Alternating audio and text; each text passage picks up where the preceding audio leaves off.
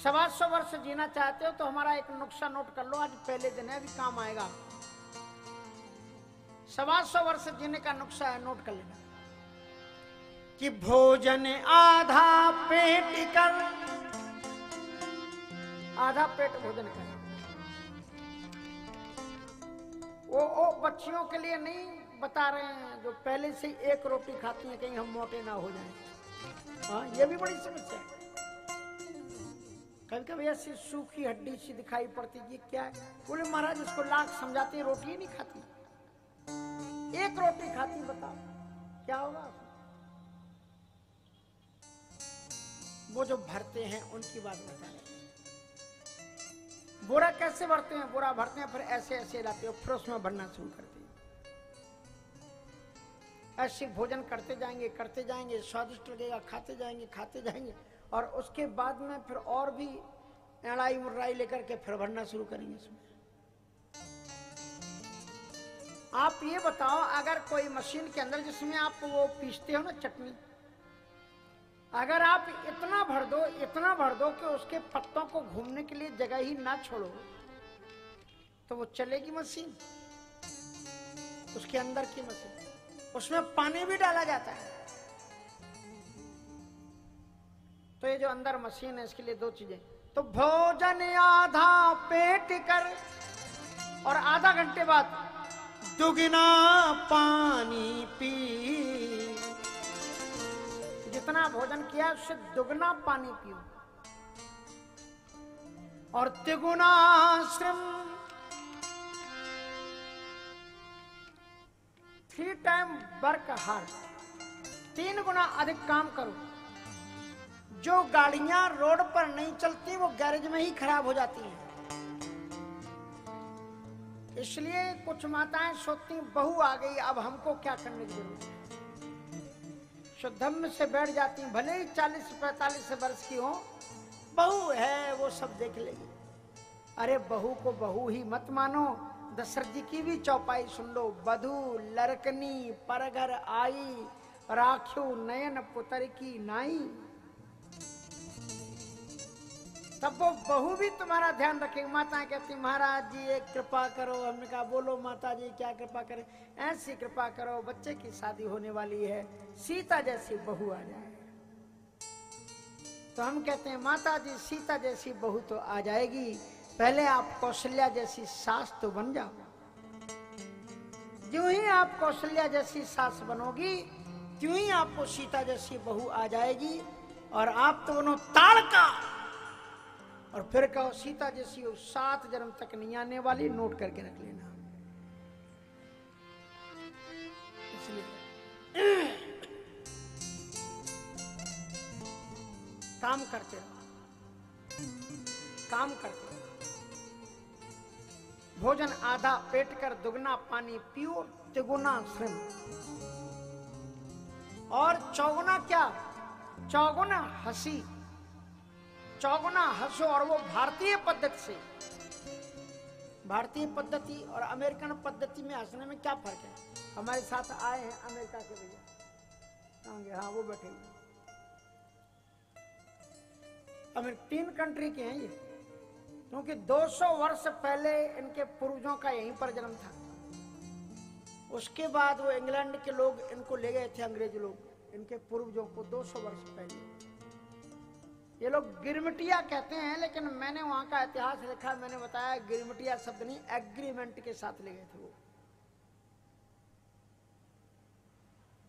और जाते समय इनके पूर्वज केवल एक रामायण का गुटका और एक हनुमान चालीसा ले गए थे। इसी के बल पर आज तक फिजी देश में हिंदुओं ने अपनी हिंदी भाषा को बराबर अक्षुण्ण बना करके रखा हुआ है।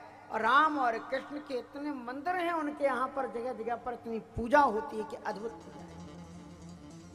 ताली नहीं बजाना चाहिए इनके लिए, ये भी बताना पड़ेगा।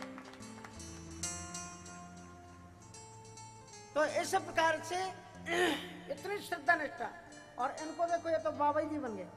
ऐसी कथा सुनी, ऐसा रंग चढ़ा, ये सब अमेरिका छोड़ छाड़ करके बोले महाराज जी हम तो आप ही के साथ चलते हैं। भक्ति रंग में रंग गए।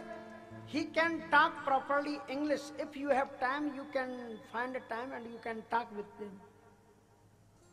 He knows properly English, and I will ask and I will say, this is my request, and one day, not today, if you want you can give today also.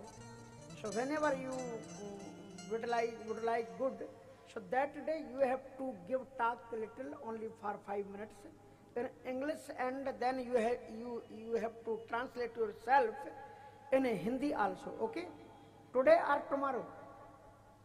Tomorrow, okay. तो इस प्रकार से राम कथा ऐसी हमने कही कि पता नहीं कितने बैरागी हो गए उसमें। ये देखो हमारे साथ में खुद ही बैठे हुए राम कथा ये करती है। तो मैं आपको ये बता रहा था, अमेरिकन हंसी नहीं, इंडियन हंसी। इंडियन हंसी भी बड़े मजे की है। एक बार मैं शिकागो गया, एक सज्जन मुझे घुमाने के लिए ले गए, सुबह सैर कराने के लिए। वो इंदौर के हैं, रमेश चौधरी जी, यूनिवर्सिटी के प्रोफेसर थे। मुझे घुमाने ले गए। थोड़ी देर के लिए वो जरा रेस्ट रूम चले गए और मैं चलता रहा। जो मिले वो ही मुस्कुराए। तो जब वो लौट करके आए तो हमने कहा यहाँ तो लगता कुछ लोग परिचित हैं हमारे। बोले कैसे आपको पता लगा? बोले अभी 2 लोग निकल गए, वो मुस्कुरा रहे थे, हमको देख करके हंस रहे थे। अरे बोले स्वामी जी, अमेरिका का कल्चर है। ये बात अच्छी, बहुत अच्छी, सीखना चाहिए कुछ। अमेरिका में ये शिष्टाचार है कि किसी कोई अगर तुमको देख ले या तुम उसको देख लो तो मुस्कुराओ, चेहरा बिगाड़ो मत, क्योंकि चेहरे के अच्छे भाव दिखाओ, स्माइल। भगवान राम में और कृष्ण में सबसे बड़ी विशेषता ये थी कि विषम से विषम परिस्थिति में he was happy, they never cried, कभी नहीं रोए। विषम से विषम परिस्थितियों में वो मुस्कुराते रहे। इसलिए जीवन में मुस्कुराओ। तो महाराज वो जब देखते हैं एक दूसरे को, अगर सुबह मिल जाओ आप पार्क में भी, तो वो गुड नहीं कह पाते। केवल कहते, क्या कहते हैं? मॉर्निंग, गुड नहीं, केवल मॉर्निंग।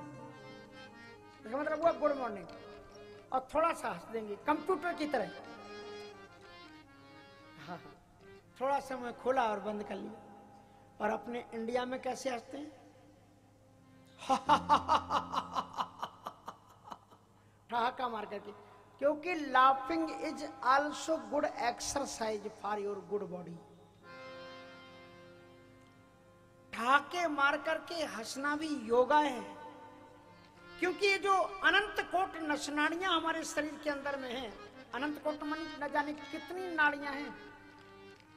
और जो अपन तेल घी खाते हैं ना, वो उनकी परतों पर चिपक जाता है। ज्यादा तेल घी नहीं खाना चाहिए। परतों पर चिपकता जाता है, चिपकता जाता है, चिपकता जाता है। फिर एक दिन ऐसी स्थितियां, छोटी सी धारा रक्त के लिए रह जाती है, और उसमें भी कोई बड़ा कण अटक गया तो हो गया हार्ट अटैक। सियावर रामचंद्र जी की जय। इसलिए प्रतिदिन सुबह सुबह कम से कम 2 गिलास कुनकुना पानी पीना चाहिए। 2 गिलास कुनकुना पानी, यानी ना ज्यादा गर्म ना ज्यादा ठंडा। वो उसको समाप्त करता है। तो उससे क्या होता है? ठहाका मारने से क्या होता है? नस नाड़ियों के अंदर में जो कण अटक गए हैं, जिससे हवा के लिए या रक्त के लिए जो प्रवाह की जगह बंद हो गई है, वो खुल जाती है और शरीर स्वस्थ रहता है। तो ठहाका मार करके चौगुना हंसी, चौगुना हंसो। लेकिन किसी किसी को भगवान ने ऐसी सूरत दी है कि उनके चेहरे पर 12 घंटे 24 घंटे 12 बजे रहते हैं। जब भी देखो तभी ऐसे चेहरा करके लटका करके बैठे रहेंगे। पूछ दो, भाई साहब क्या समाचार? स्वामी जी कट रही है, कट रही है। भगवान कहते देखो इस मूर्ख को कितना दिया, और फिर भी कैसी रोनी सूरत लेकर के बैठा है। इसलिए भगवान के सामने रोनी सूरत लेकर के मत बैठो। भगवान के मंदिर में जब भी जाओ स्माइलिंग के साथ में ईश्वर से कहो कि हे मेरे प्रभु, हे करुणा के सागर, तुमने जो मेरे ऊपर अनंत कृपाएं की हैं उनके लिए मैं आपको कैसे धन्यवाद दूं। तुम्हारी जो मेहरबानियां हैं उनको हम कैसे भुला सकते हैं।